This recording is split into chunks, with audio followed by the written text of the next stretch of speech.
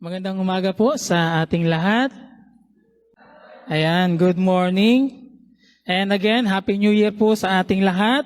Unang Sunday ng taong 2026. Nag-message ako sa GC natin kanina. Ina-encourage ang mga kapatid natin na umpisahan ng taong ito na tayo sama-samang sumasamba sa Diyos. Napakabilis nga ng panahon at nagbago ulit tayo ng taon. But the question is, tayo ba ay nagbago na? Nagpalit na ng taon, pero ang tanong ay, nagbago ka na ba? O magbabago na? Tanungin mo nga yung katabi, alin sa dalawa, nagbago na o magbabago na? Parehas daw. Pero ano man ang ating kalagayan at paano man natin tinitingnan ang taong ito sa ating pong mga buhay, ang sanang hindi magbago sa atin ay yung ating pagtingin at pagtitiwala sa Diyos. Dahil meron tayong isang Diyos na palaging bago, dahil siya'y hindi nagbabagong Diyos. At bilang pag-uumpisa po ng ating panibagong series ng pagbubulay ngayong taon, napagpasyahan po ng mga gumagawa ng mensahe at ng grupo na mag-umpisa ang taong ito sa pagbubulay tungkol sa pananalangin. Ang goal natin ay hindi lamang matuto tayong manalangin, kung hindi patuloy na manalangin at lumago sa pananalangin. At ang pananalangin ay one of the most basic but major part ng ating buhay Kristiyano. Hindi natin pwedeng i-claim na tayo Kristiyano if we are not a prayerful Christian at the same time. Mahirap i-claim na tayo isang Kristiyano lamang sa pangalan, pero wala tayong panahon ng pakikipagniig sa Diyos para tayo lumago. Sabi ni Charles Spurgeon, kinote ko ang kanyang sinabi ng ganito, I would rather teach one man to pray than 10 men to preach. Mas pipiliin daw niya na turuan ng isang tao na manalangin kaysa turuan ng 10 katao kung paano mangaral. Hindi minamaliit ni Charles Spurgeon, si Charles Spurgeon sa inyong para sa kaalaman ng marami sa atin, ay binibigyan ng title ng iba na The Prince of Preacher dahil sa kanyang husay sa pangangaral. Pero narito ang kanyang pangungusap na nagsasabing, kung ako ang tatanungin, mas pipiliin kong turuan ng isang tao kung paano manalangin. Hindi para maliitin ang kapangyarihan at halaga ng pangangaral, kundi nais lamang sabihin ni Church sa atin na ang higit na kahalagahan ng pananalangin sa buhay ng isang Kristiyano. Hindi ito pwedeng maliitin. Hindi ito pwedeng baliwalain. Ito'y lubos na napakahalaga. Kahit si Jesus, hindi niya tinuruan ang kanyang mga alagad directly kung paano mangaral. Siyempre, natuto ang kanyang mga alagad by example ng Panginoon. Pero kung meron mang literal at direct na itinuro si Jesus sa kanyang mga alagad, yun ay sa kanilang request din na kung paano manalangin. Tinuruan sila ni Jesus kung paano manalangin. Ito'y marahil dahil nakita ng mga alagad kung paanong dumadali ang kapangyarihan ng Diyos sa pamamagitan ni Jesus. Every time na siya'y natatapos na manalangin at sumabak sa gawain. Katulad ng sinasabi nga ng Biblia, malaki ang nagagawa ng panalangin ng taong matuwid. Do you agree with that statement ni Santiago? Santiago 5:16, malaki ang nagagawa ng panalangin ng taong matuwid. Kaya kung tayong mga Kristiyano ay seryosong lumuluhod sa panalangin, ano ang pwedeng gawin ng Diyos sa ating mga buhay at sa pamamagitan ng ating buhay? At ang sabi ng Bible, malaki. Pag sinabi ba ng Bible, malaki, malaki talaga yon? Malaki. There is something great na pwedeng gawin ang Diyos at mapapangyari ang Diyos sa buhay ng mga taong lumuluhod sa pananalangin. Kaya ang magagawa ng isang taong mapanalanginin ay pwede nating sabihin na mas higit kaysa sa isang taong magaling lamang mangaral o katulad ng aking ginagawa, ngunit hindi naman namumuhay sa pananalangin at naglalaan ng panahon sa pananalangin. In short, pwede nating sabihin na prayer impacts almost every area ng ating buhay espiritual. Bakit ko nasabi iyon? Dahil ipinapakita ng ating buhay pananalangin at inihahayag nito ang malaking bahagi ng ating pagiging Kristiyano. Ipinapakita nito ang klase ng ating kaugnayan sa Diyos. Ipinapakita ng ating pananalangin ng ating pag-asa at pananampalataya sa Diyos. Ipinapakita din ng ating pananalangin ang ating kawalang kakayanan at pagiging mahina na tayo dapat lamang totally maging dependent sa Diyos. Kaya ang pananalangin ay pwede kong sabihin, bagaman ito isang habit, hindi lamang isang habit. Bagaman ina-schedule ito hindi lamang isang schedule. Hindi lamang ito isang activities. Lalo tigit, hindi ito lamang isang bahagi ng ating buhay, ang panalangin ng ating buhay at panghabang buhay. Katulad ng sinabi ni Apostol Pablo, magsipanalangin kayo ng walang patid. Hindi lamang ito nangangahulugan na huwag paminsan-minsan ang panalangin. Ang talagang literal na ibig sabihin nito ay, make prayer your lifestyle. Make it a lifestyle. Gawin nating lifestyle ang ating pananalangin. Bahagi na lang ating pamumuhay at buhay araw-araw. So, napakahalaga ng panalangin para sa ating mga Kristiyano, para ating pabayaan lamang at bigyan ng less na halaga. Though in reality, maaaring mag-agree tayong lahat na kung merong mang most neglected time ng mga Kristiyano, nag-comment ang isang tagapagturo, ayun na yung kanilang oras ng pananalangin. Pero sana sa ating kalagayan at panahon ngayon, at sa ating mga kapatid at iglesia, ito ay ating baliktarin. Gawin nating tayo ay mga mananampalataya at isang iglesia na nananalangin sa Diyos, naglalaan ng panahon araw-araw at sinisikap na gawing ang panalangin ang pangunahin sa ating buhay. Ngayong umaga, nais ko pong magbahagi at magturo sa inyo ng ilang mahalagang paalala patungkol sa kahalagahan ng pananalangin and specifically, bakit mahalaga na tayo lumago sa pananalangin. Kasi kung ituturo ko, bakit dapat tayo manalangin? I think meron tayong initial idea kung tungkol doon. Pero yung kahalagahan ng bakit mahalaga na tayo patuloy na nananalangin at lumalago sa panalangin, ang siyang nais kong tangkain na ibahagi sa inyo ngayong umaga. 3 bagay. Una, bakit mahalaga na tayo patuloy na lumalago sa pananalangin?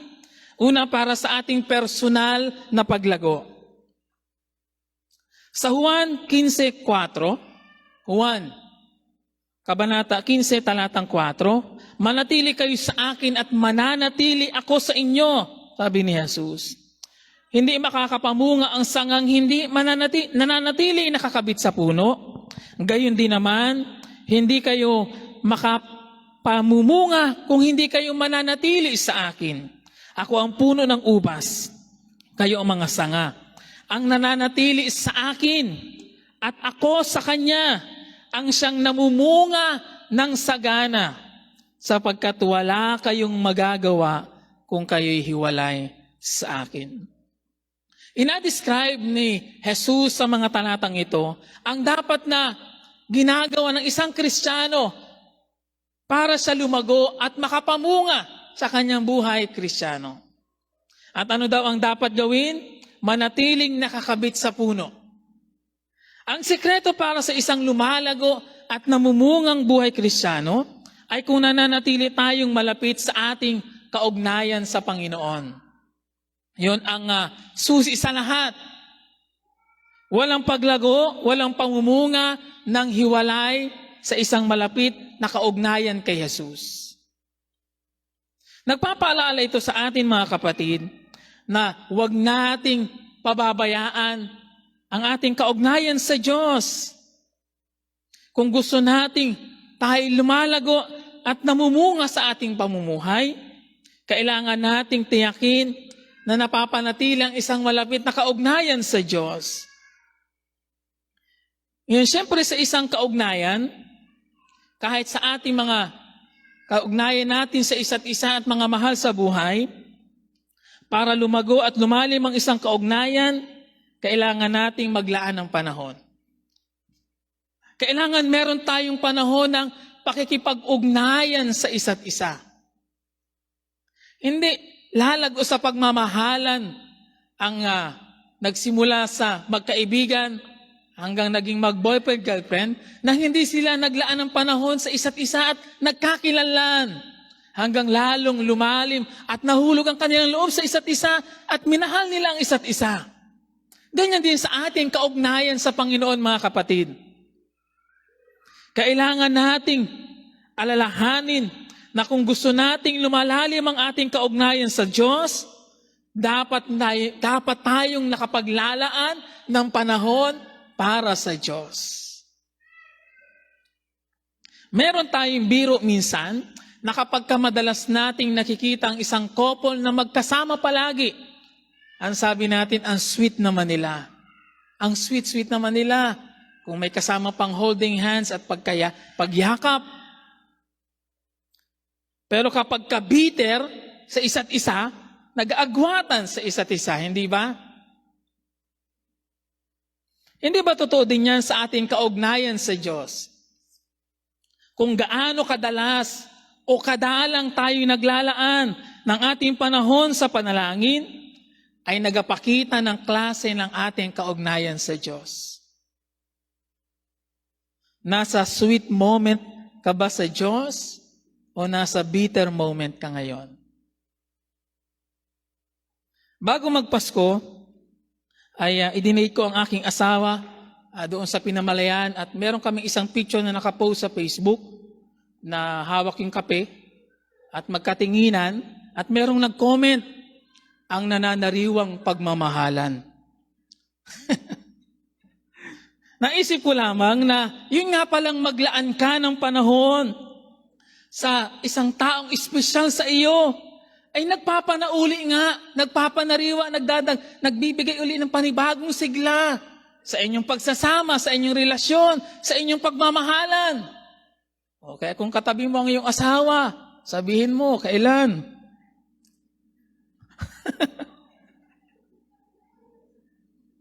Nawawala yung bitterness, hindi ba? Nawawala yung bitterness, napapalitan uli ng pagmamahalan. Magandang ganoon din tayo sa ating hangarin, sa ating kaugnayan sa Diyos, mga kapatid. Ang panalangin ng ating special moment sa Diyos.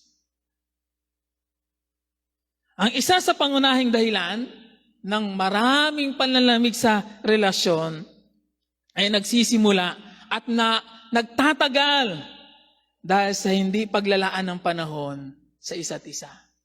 Yung wala ng panahon, wala ng panahon para magkaroon ng mga intimate talk, pagbabahaginan, pag-uusap, wala nang ganon.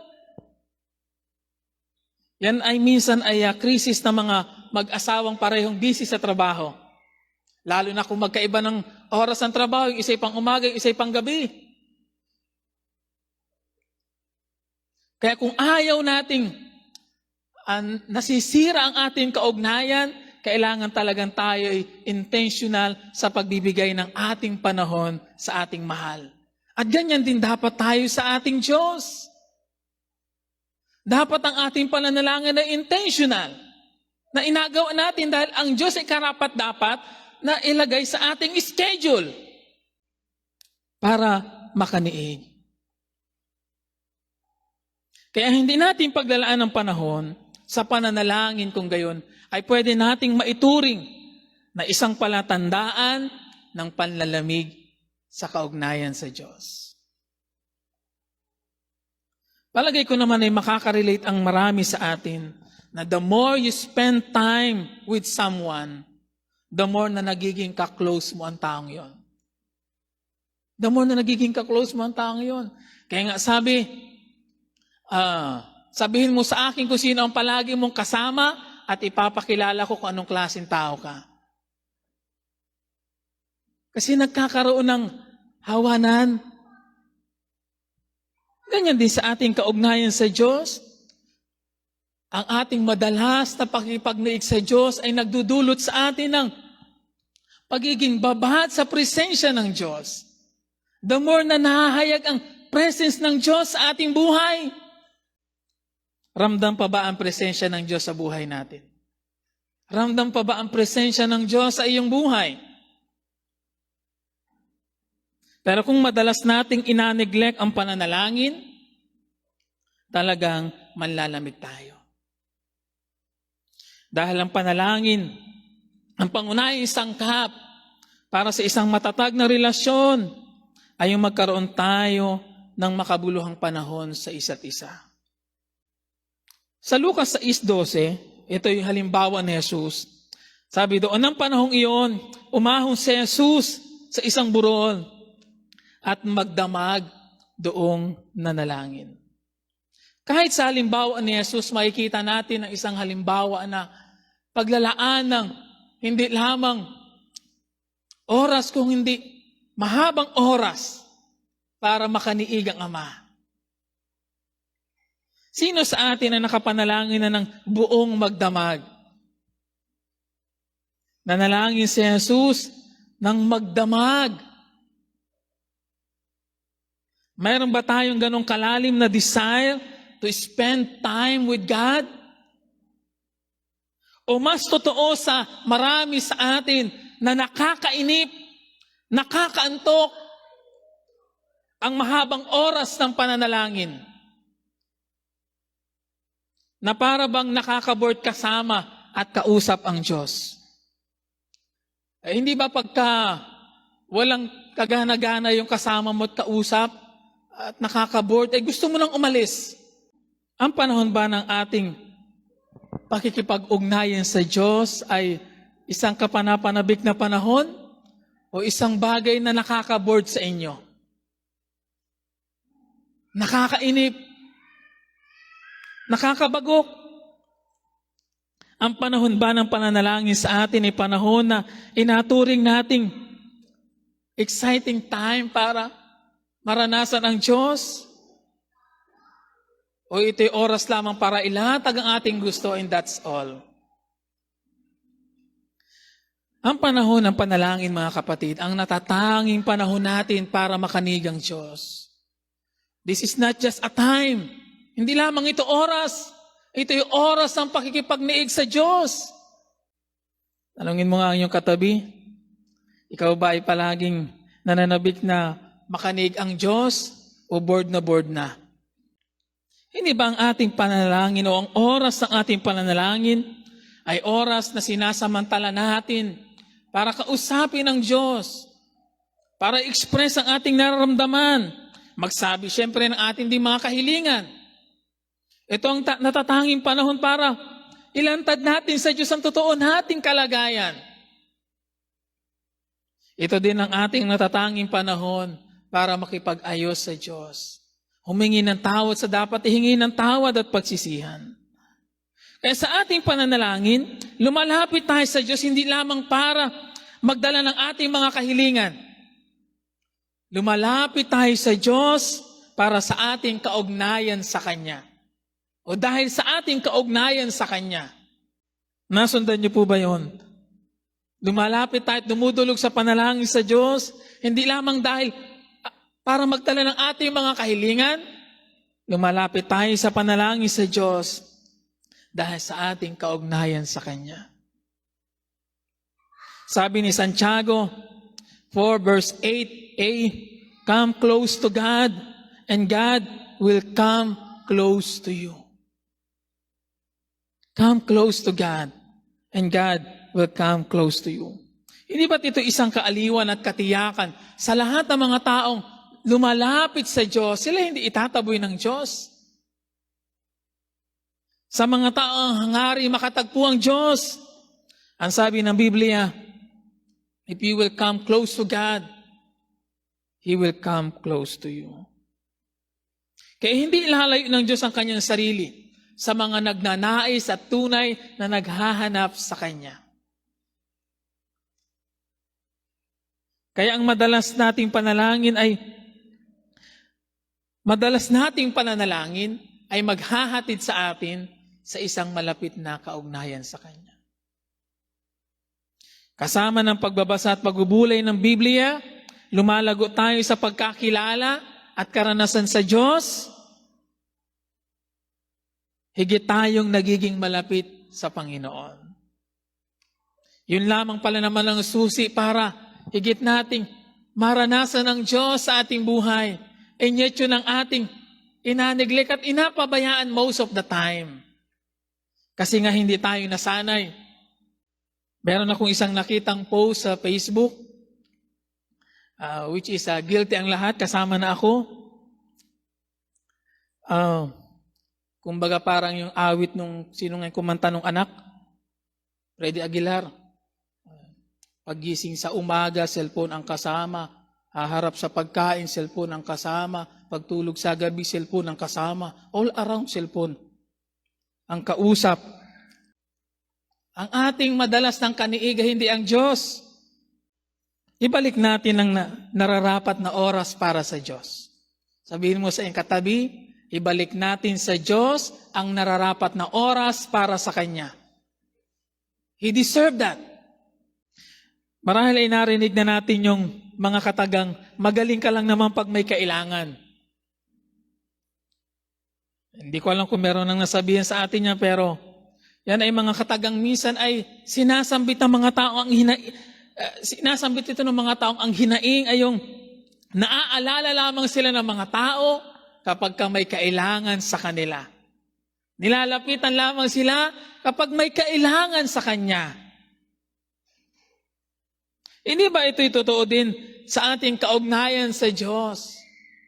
Lumalapit lamang tayo't naaalala ang Diyos kapag nasa matindi na tayong pangangailangan. Bagaman hindi naman tayo itataboy ng Diyos. Pero yun ang reality sa ating kalagayan. Wala din pinagkaiba yan sa kaugnayan ng mga ninong at ninang sa kanilang mga inaanak. Hindi naman talaga ganun ka-close yung mga inaanak sa yung mga bata ang natukoy ko na may mga ninong at ninong pa ng araw. Hindi naman talaga sila ganun ka-close sa ninong at ninang nila. Ang talagang ka-close sila yung mga tatay, yung mga nanay. Pero kapag mga special occasion, tulad ng Pasko, birthday, agay nagaparamdam kay ninong at kay ninang. Sino ang naka-experience ng ganyan sa inyo? Meron akong nag-iisang inaanak noon. Never kong namimit yun, pero nung December, matagal naman yun, abay kumakatok sa bahay. Naaalala, Sana hindi tayo ganyan sa Diyos, mga kapatid. Na naaalala lamang natin ang Panginoon at bumabalik tayo sa panalangin kapag tayo nasa panahon ng pangangailangan. Huwag nating gawing seasonal ang ating pananalangin. Lalong huwag nating gawing optional. Talagang dapat tayong nananalangin. Sabihin mo sa iyong katabi, talagang dapat tayong nananalangin.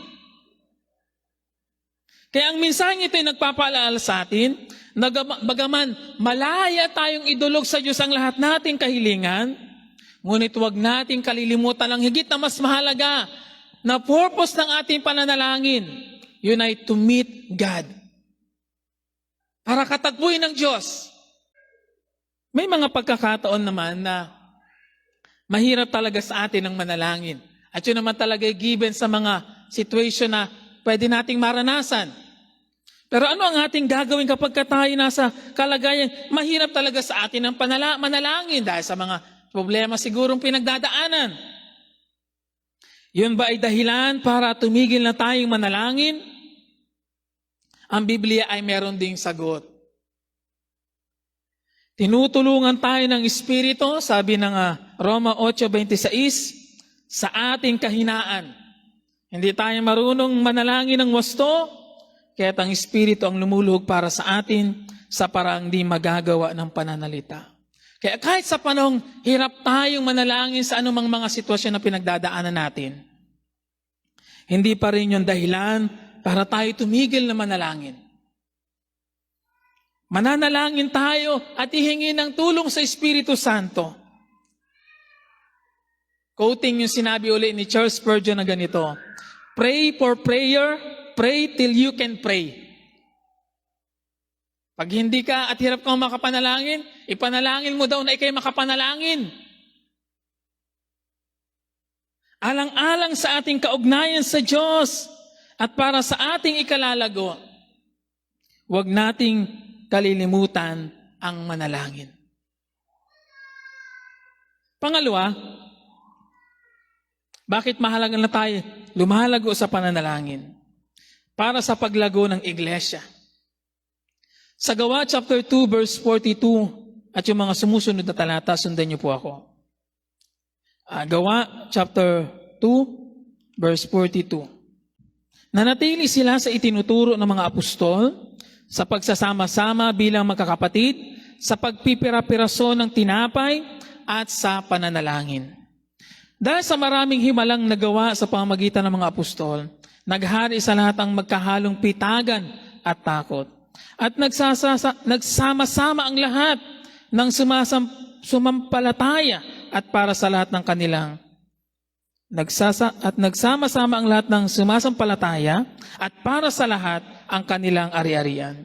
Ipinagbibili nila ito at ang pinagbilhan ay ipinapamahagi sa lahat ayon sa pangailangan ng bawat isa. Araw-araw sila'y nakakatipon sa templo, nagpipira-piraso ng tinapay sa kanilang tahanan, at nagsasalo-salo ng masaya ang kalooban. Nagpupuri sila sa Diyos at kinalulugtan ng lahat ng tao. At bawat araw ay idinaragdag sa kanila ng Panginoon ang mga inililigtas.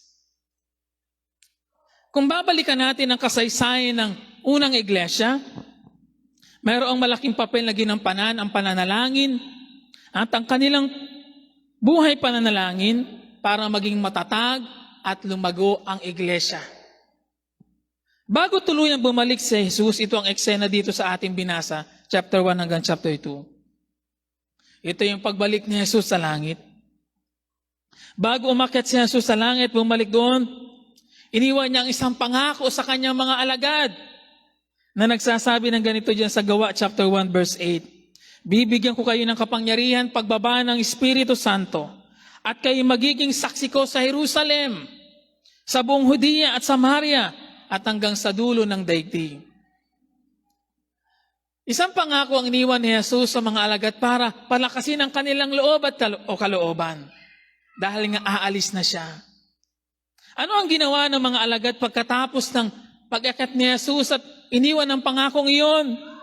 Kapansin-pansin sa ating binasang talatang ito, diyan sa chapter 2, na hindi lamang sila naupo, nag-relax, naghintay lang sa pagdating ng Espiritu Santo.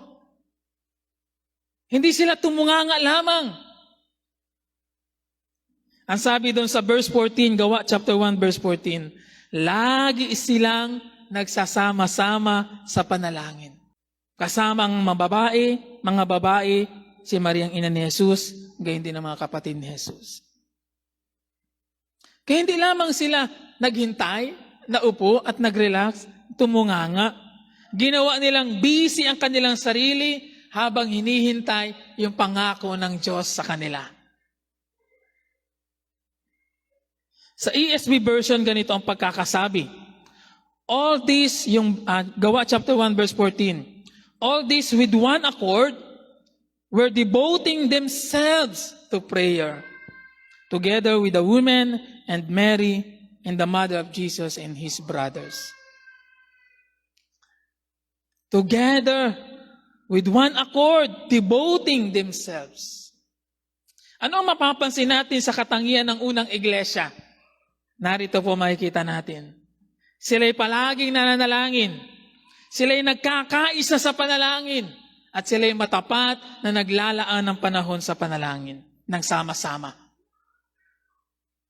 Kaya sa halimbawa ng unang iglesia, ang ibig sabihin ng maging matatag at lumalago ay yung palaging nananalangin. Ibig sabihin, hindi sila namintis sa pananalangin. Pangalawa, nagkakaisa sila. Ibig sabihin, lahat sila ay nagtatalaga ng panahon na manalangin. At pangatlo, matapat na pananalangin. Ibig sabihin, sila ay matyaga at siniseryoso ang pananalangin. Mga kapatid, i-evaluate natin ang ating mga sarili as member of the church. Nasa atin ba yung tatlong bagay na yan? Palagi nagkakaisa at matapat na nananalangin. Yan ang katangian ng unang iglesia. At bilang isang iglesia, ito ang hamon sa atin ngayon. Paano natin mapagsisikapang gawing regular, palagi ang ating pananalangin, naglalaan ng panahon, nagkakaisa at siniseryoso ang ating pananalangin. Disiplina ito, hindi po ba? Disiplina na kailangan nating matutunan bilang isang iglesia. Baka nga kailangan nating mag-adjust ng ating mga schedule. Magbawas ng ating mga kabisihan para ma-prioritize natin ang ating pananalangin at makapaglaan ng panahon ng sama-samang nakakapanalangin. Kung ang church ay busy sa ibang bagay, ngunit malamya naman ang pananalangin, hindi ba para tayong sasakyang walang gasolina, pinipilit itulak para umusog-usog lamang? Ang isang church na hindi nananalangin at seryosong nananalangin ay parang sasakyang walang gasolina. Para lamang umusog-usog, inapilit na itulak ng paunti-unti sa sariling kaya at lakas. Mayroong isang nag-post ng picture sa Facebook. Isang jeep na punong-puno ng mga pasahero at may nakasabit pa sa nakakuan sa bubong, nakasakay, papunta palang outing, church outing. At sa kabilang part naman ay sa chapel na may panawagan ng prayer meeting, bakante ang maraming upuan, ni ilan ang dumating.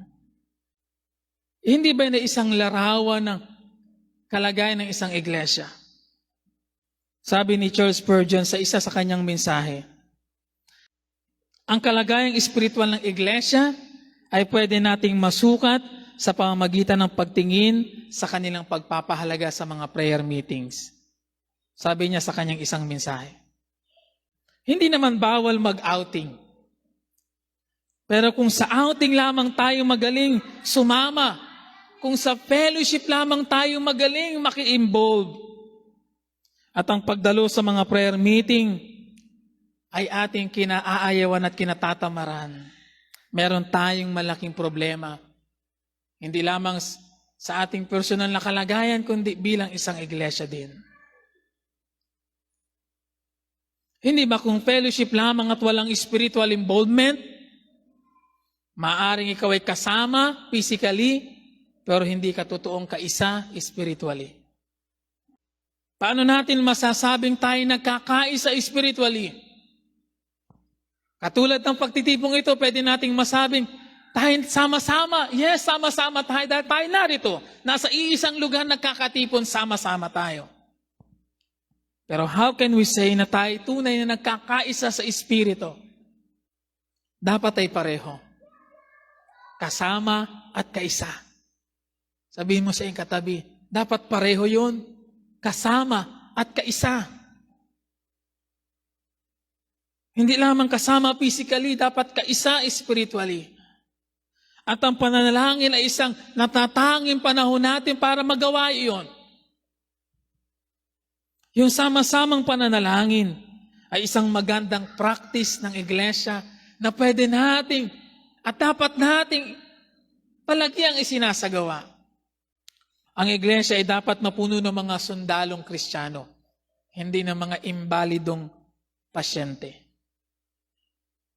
Alam niyo po ang ibig sabihin nun? Dapat ang iglesia ay puno ng mga sundalong Kristiyano na handang makipaglaban.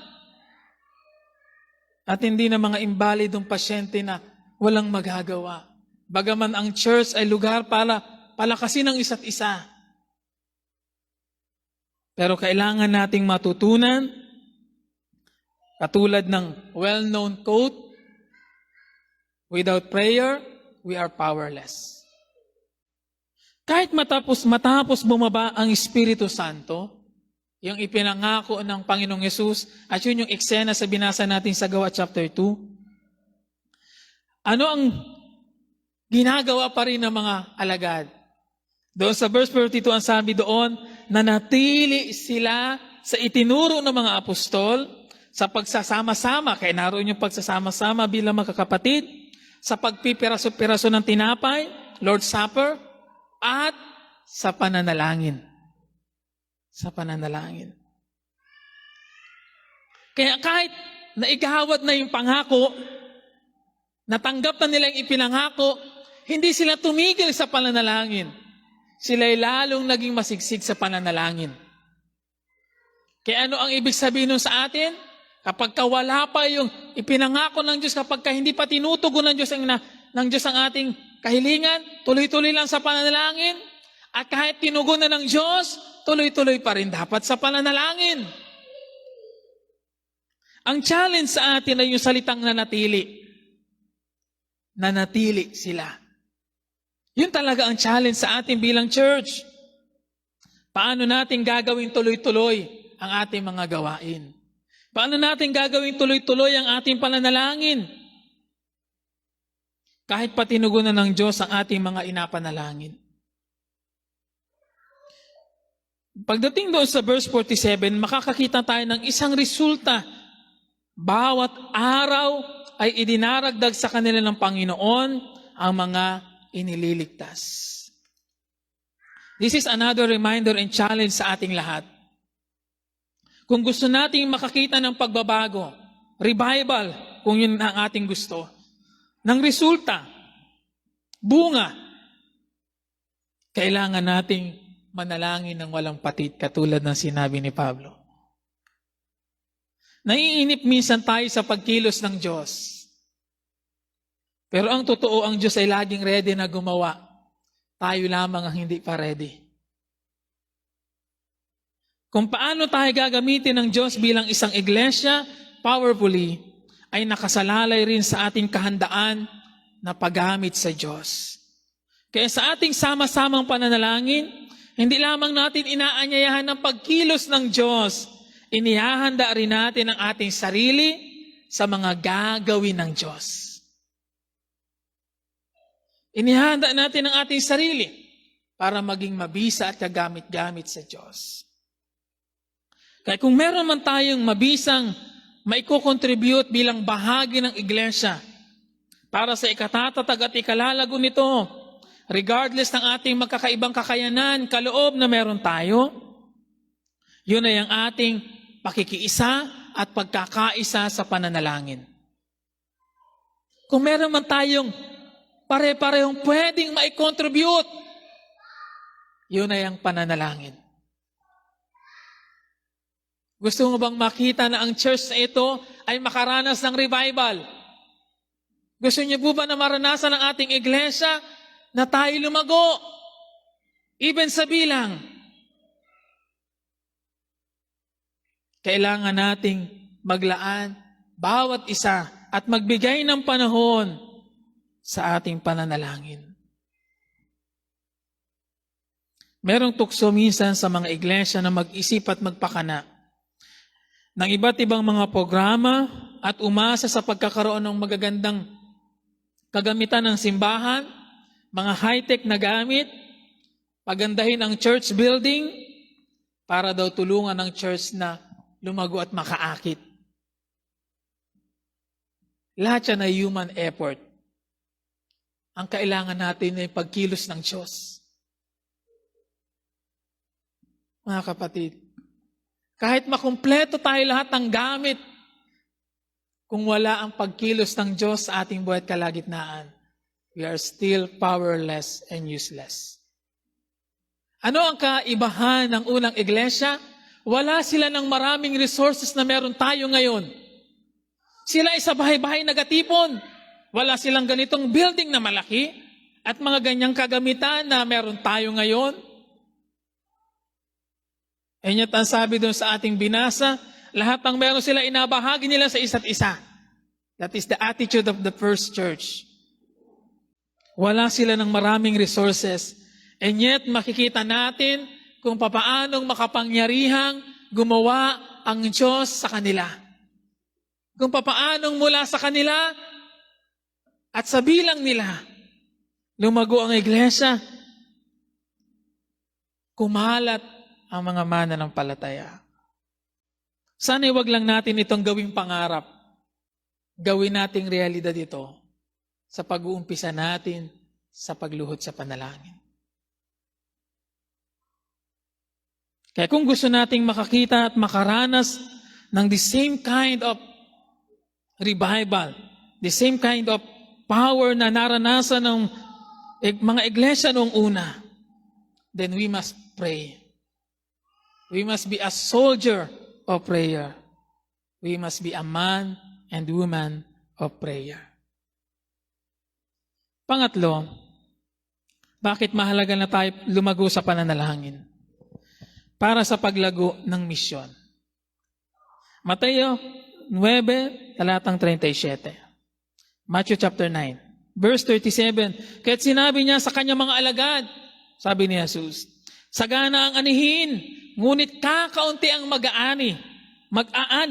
Idalangin ninyo sa may-ari ng anihin na magpadala siya ng mga manggagawa sa kanyang aanihin. Nakita ni Jesus ang laki ng pangangailangan. Nang makita niyang napakaraming tao, lito at lupaypay, tiningnan ni Jesus ang kanyang mga alagad. Ang agad na initial reaction ni Jesus ay harapin ang kanyang mga alagad at kausapin at hamunin. At anong kanyang hamon sa kanyang mga alagad? Marami ang anihin, kakaunti ang mag-aani. Idalangin ninyo sa may-ari na magpadala ng manggagawa. Si Jesus ay nananawagan hanggang ngayon. Sa atin, tayo ay nananatiling nasa misyon na abutin ng mga tao.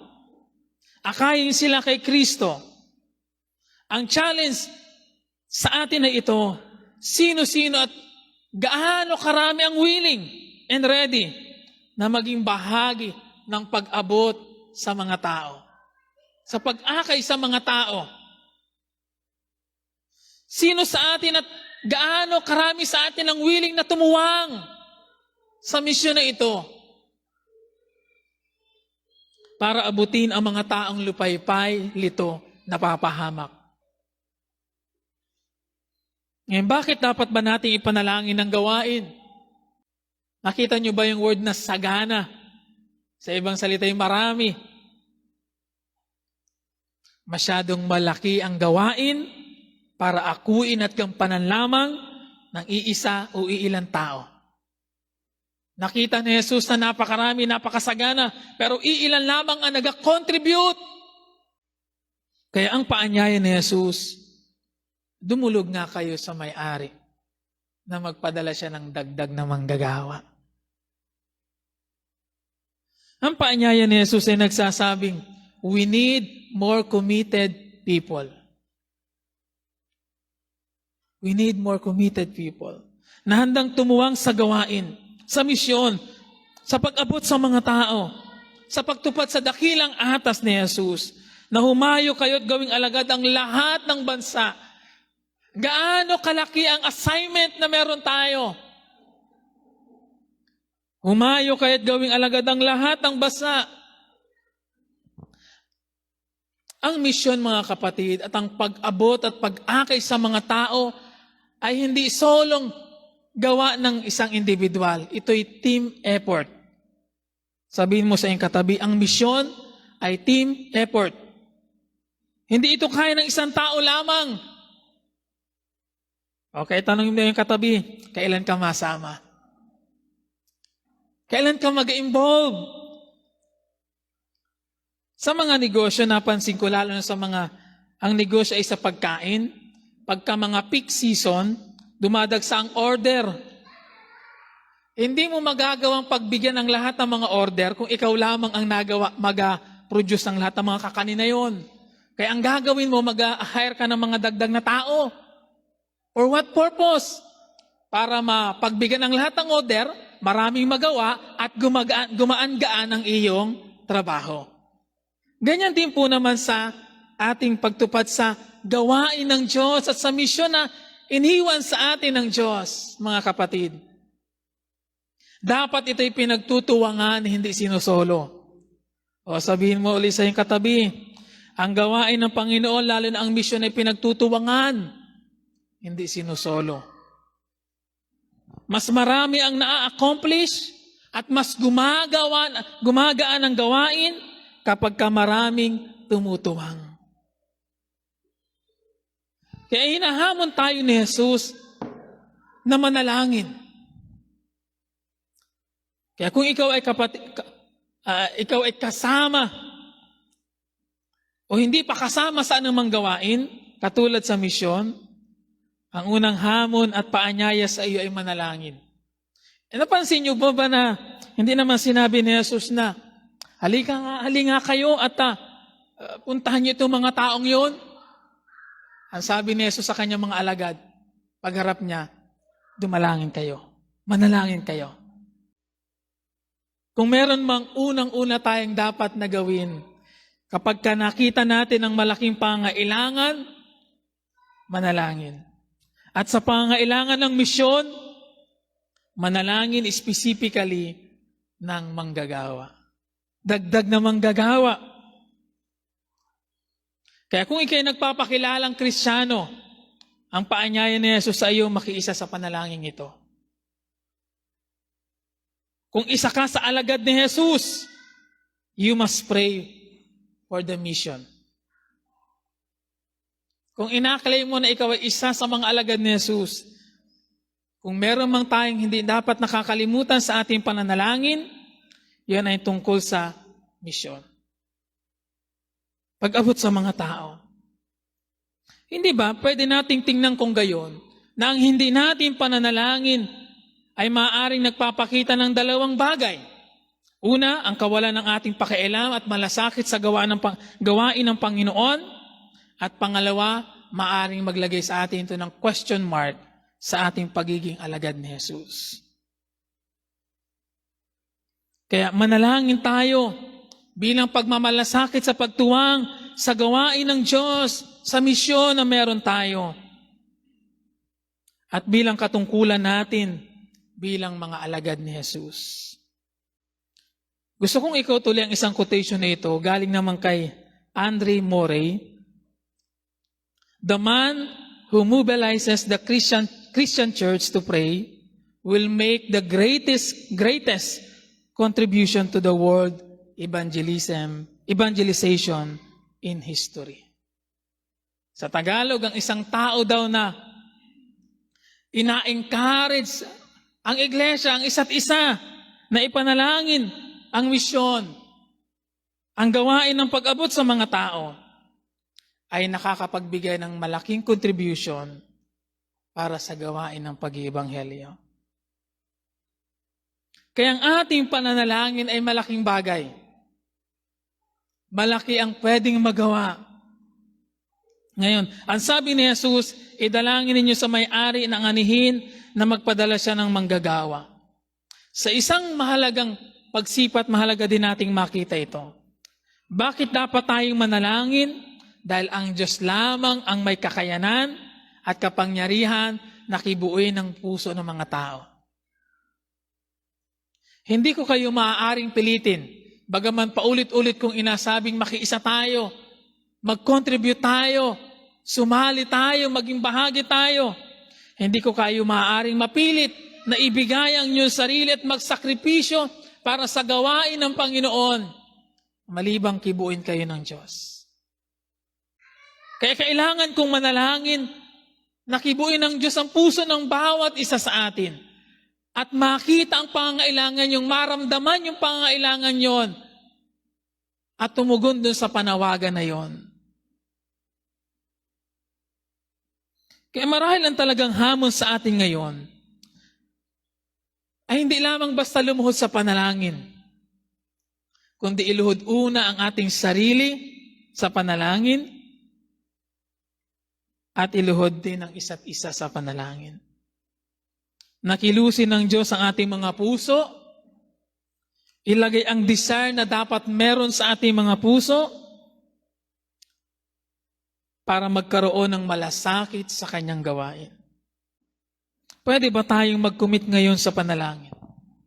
Idalangin sa Diyos na magpadala siya ng manggagawa. Ang manggagawa na ating inapanalangin ay maaaring hindi napakalayo. Sabihin mo sa iyong katabi, ang ating inapag-pray na manggagawa ay maaaring hindi malayo ang panggagalingan dahil baka ikaw yon. Dahil baka ako yon. Amen po ba? Parang hirap na hirap kayo lunukin yung amen na yon. Amen po ba? Na yung ating ipapanalangin na, Panginoon, magdala ka ng manggagawa, hindi, maaaring hindi totoong malayo ang panggagalingan, narito na yon. Narito na yon. Kailangan lang nating ipanalangin. Sabi ko kanina sa aking pag-uumpisa, prayer impacts almost every area ng ating buhay spiritual. Kaya kung ito'y totoo sa atin ngayon, ang pananalangin ay bahagi ng ating buhay na hindi natin dapat pinababayaan. Kung paano tayo magiging malago, kung paano tayo magiging mabisa at kagamit-gamit sa gawain ng Panginoon. Ang panalangin ang susi. Manalangin kahit parang wala pang nagbabago o nangyayari. Manalangin kahit parang pakiramdam mo, wala ka sa mood manalangin. Manalangin kahit anong bigat ng pinagdadaanan. Dahil ang sabi ng Biblia, in everything, pray. Filipos chapter 4, verse 6. Pero gusto ko din tandaan natin, mga kapatid, ang panalangin ay makapangyarihan, hindi dahil sa sinambit nating panalangin.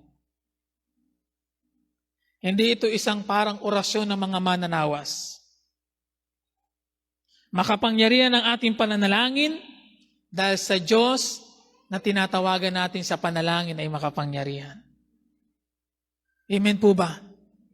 Kaya kung nag-agree tayo, naniniwala tayo, nananalig tayo na ang Diyos na ating tinatawagan sa panalangin ay Diyos na makapangyarihan, Diyos na ang sabi ng Biblia, nothing is impossible sa Kanya. Then why not pray to Him? Kung gusto nating makakita ng himala, kung gusto nating makaranas ng revival, kung gusto nating makaranas ng something new sa taong ito, sa iglesyang ito, we need to start sa pananalangin, sa pagluhod sa Diyos.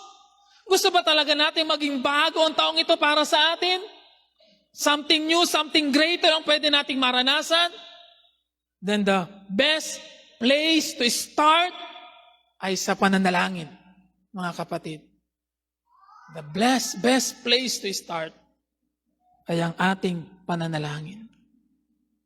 Hindi ko alam kung ano hihintay sa atin ngayong buong taong ito. Kahit kami mga pastor at mga leader, hindi naman kami mga manghuhula, nakikita ang mangyayari bukas. We can only teach, we can only encourage everyone. But also, we can declare na ang Diyos natin ay buhay. Ang Diyos natin nakakakita. Ang Diyos natin ay nakakaalam ng lahat ng bagay. Ang Diyos natin ay makapangyarihan. Huwag nating sayangin ang opportunity na pwede nating maranasan. At huwag nating hayaang ma-miss ang great opportunity na ito na pwede nating ma-experience kung tayong lahat ay magkakaisa na dumudulog sa Diyos sa pananalangin.